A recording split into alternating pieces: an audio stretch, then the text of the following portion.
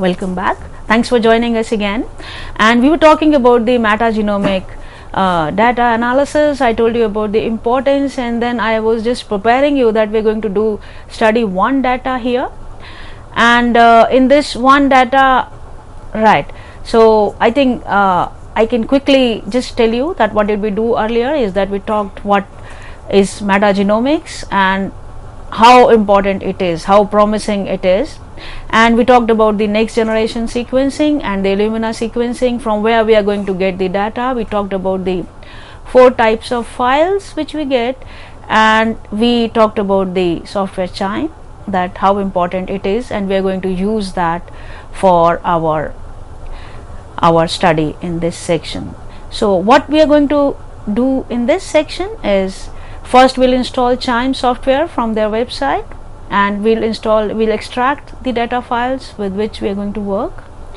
Then we'll understand the types of files, meaning the information contained in these files, and we'll try to process these files, and before that we need to do pre-processing, the quality check, etc. And then we'll pick up the OTUs from there, and we'll give them the name, taxonomic assignment, and we'll build a phylogenetic tree. So I told you about the metadata file. So let's first know what all information does this data contains. It has 91785 sequences from human gut microbiome, and it is sequenced all Illumina high sequencing using the hypervariable region 4 of 16S rRNA. So we'll be analyzing the 16S rRNA sequence, and which region is amplified is the V4 region, which has been amplified.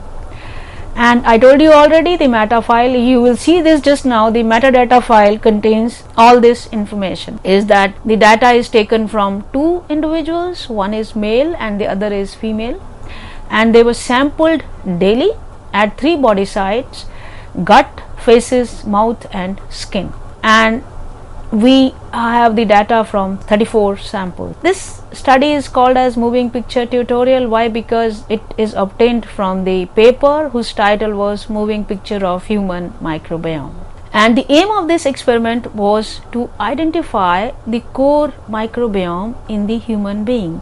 Now what is core microbiome? Core microbiome refers to the group of microorganisms or genes that were likely to be present or particularly important for host biological function. Say for example, I am talking about gut microflora. If one set of microorganisms, they have to be present always, so that the gut has to function normal. We are talking about the gut microbiome. So we were trying to identify that is there some microorganisms which have to be present always for normal functioning of our gut. That was the aim of this experiment. And I specially selected this data to demonstrate this to you, is because I found this to be very, very simple. I have given you the reference of this paper. So I just usually I try to simplify things with funny cartoons and notes. So what I am telling you here is, with reference to COVID Delta virus, that the microorganisms are telling us that they are very important. They occupy 99% of the earth, and we cannot ignore them. They are getting bored and they are evolving very fast, and you are seeing this, that we are now dealing with this Delta virus so rapidly. So the motto of this cartoon is to tell you that we must care for our microbes, and we must study them and understand them well before, and the metagenomic methods are the most appropriate one for these one. So I said we have 3 main steps, so maybe you can try doing it with me. Is that first is installing CHIME, and to install CHIME we must have Linux installed in your system. And I got a very simple way to install Linux, is that like any app you install in your Windows 10 operating system, you could go to Microsoft Store and install Linux. So it would ask you to write a username. It would ask you to write a username and then a password, like any other app which you've been installing in your systems. But you get a DOS prompt like this, and it's better to familiarize yourself with that. Then if we go further, before installing Chime, we need another thing, is that we need to have a Conda environment, because Chime will be installed in the Conda environment in Linux. So for these one, you have to download the latest version of Anaconda software using the curl command, and then you install this Conda using the bash command. So all these commands, they work very good, and you can just run this command. So download the latest version of Anaconda and then install this using the bash command. After this, we reach to the installing Chime, because we have prepared the ground for installing Chime. And what we'll do for this is, we'll first create the Conda environment using Conda create command, and then activate the created Conda environment using the Conda activate command. So these two things are to be done before we actually reach to installing Chime.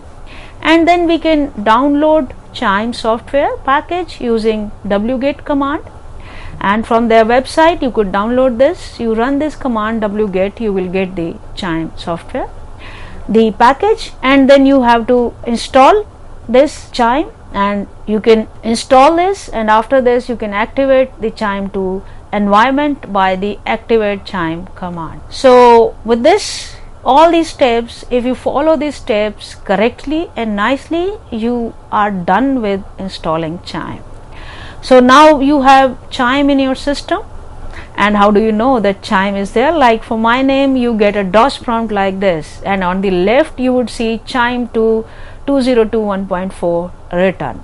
So once you are done till here, meaning the Chime is functioning fine in your system, and you see a DOS prompt and a $sign like this. So after you have installed Chime in your system, the next step would be to fetch the data files, and we'll again use the wget command to get the data files from the internet. So how do we do that? First we'll get the sequence file. I told you already, we'll be needing mainly 4 types of files. So sequence files, I already told you, they contain all sequence in FASTQ format. We have a barcode file, and I told you they have a very important role in demultiplexing. So we'll use wget command to install all these 4 files, and in the smaller font I have written the names of this file, because they will come again and again in the commands which we are going to run after this. So we also install the metadata file that is needed for processing the sample, and it is very, very important, because you should know the information or the hypothesis or what is happening in your experiment. And then we have a classifier file. I already told you this has pre-identified sequences. Comparing with that, we will know what bacteria, what fungi are present in our data. If you want to know how many sequences, now we have got all 4 types of files running these commands, and now we want to know what is the number of sequences in my file. So we have a very simple command, wc-i. If you run this command and write your sequence's name, it will show you that your sequence file contains 91785 sequences, and meaning you can simply run wc-i command and it will tell you 91,785 sequences, but we do not know to which sample they belong to. Some of them are represented many times, meaning they are present in several samples. So but with this we can just know that our sequence file contains these many sequences. So another very important command here is nano sample metadata tsv. If you run this command, you will open your metadata file, and once you open, then you can see that you see here 2 individuals, male and female, with their names. You can see that they have taken samples from 3 sites, and they have done the sampling every day for several occasions. So if you carefully go through this file after nano sample metadata tsv running this command, you can study this metadata file very easily. Other important thing which you must know before running Chime is, by now you have Chime running in your system. You have all 4 types of files present, and now you understand what does this file contain. Now the next step for you to run in our Chime software is that we import our data files to the Chime format, meaning the Chime will not be able to work with your FASTQ format. It needs to have its own format that we call as QZA. So we need to first convert this sequence file from FASTQ file to QZA file. So A here refers to an artifact. If you're running this in QIIME, you will always know that this is meaning QIIME of artifact. So when you run this command, what is happening is that your sequence file is converted into a QIIME artifact. Now you will be able to work further with the QIIME software pipeline and run several commands to know the name of your sequences, the OTUs present, and do any further study with these OTUs. Going further, after you have converted your data, your information to QIIME format, QIIME files, now you need to pre-process this data using QIIME software, QIIME2 software. So how will you do that? Is the first is demultiplexing. We'll be doing this in QIIME. I told you already what is demultiplexing. Then we'll do the quality check of the data, and then we'll do the denoising.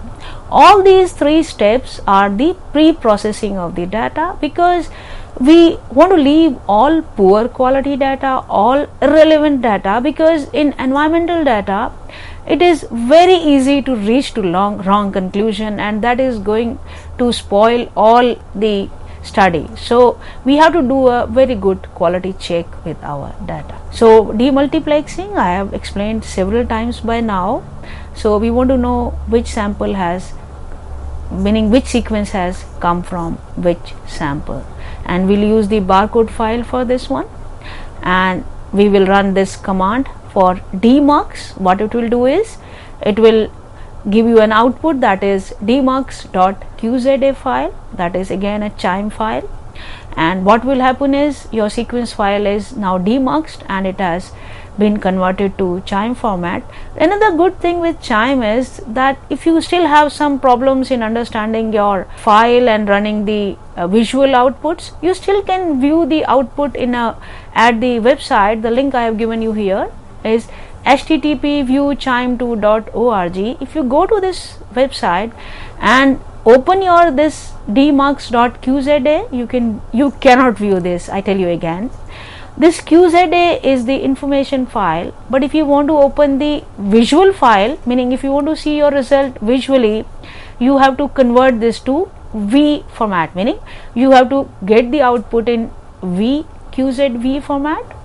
So it's a very simple command. Once again, you can convert your result to QZV and then open this in QIIME2.org and open your file wherever in your computer, in your system it is stored, and you can see your result there. That what has happened after demux or demultiplication, demux command, you can see that your 91785 sequences now has been assigned to 34 samples, and it gives you the details of all these samples and the sequences present in there.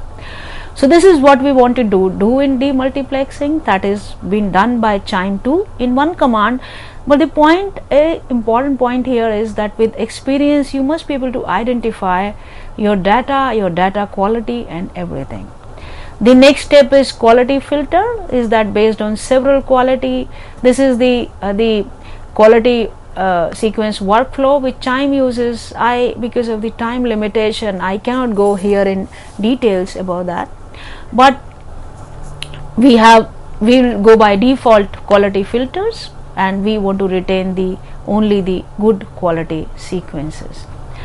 After this, the third step in pre-processing is deionizing, and in deionizing what we do is it refers to a method, computational method for removing the sequencing errors from the amplicon reads, or maybe identifying the correct biological sequences in the reads which we have meaning for us, meaning which will be important in our study.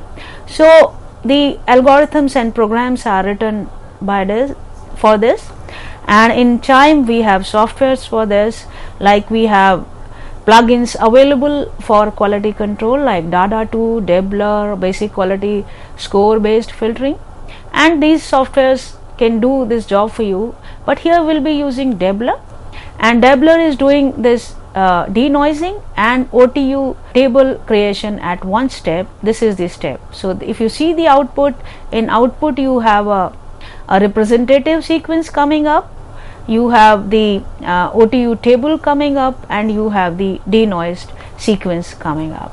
So Debler is doing all these three things at one go, and if you want to observe them, like what is representative sequence going to contain for you is the OTUs or the feature or the unique sequences identified in your data, and you can view them, identify them.